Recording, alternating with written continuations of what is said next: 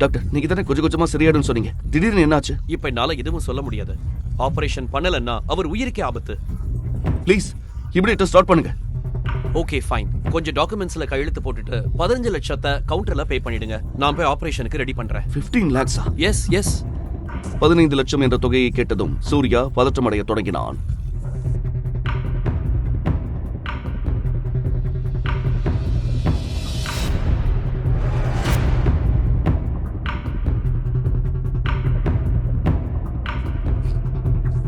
நீங்க என்ன பண்ணிட்டு இருக்க?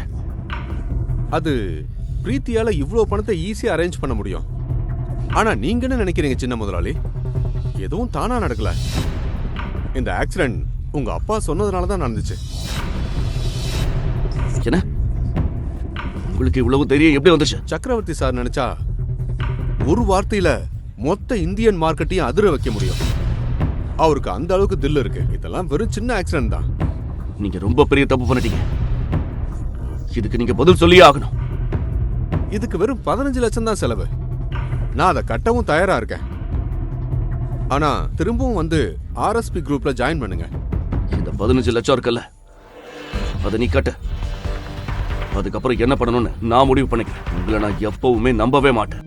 முழு வீடியோவை பாக்கெட் FM தமிழ் யூடியூப் சேனலில் கண்டு மகிழுங்கள்.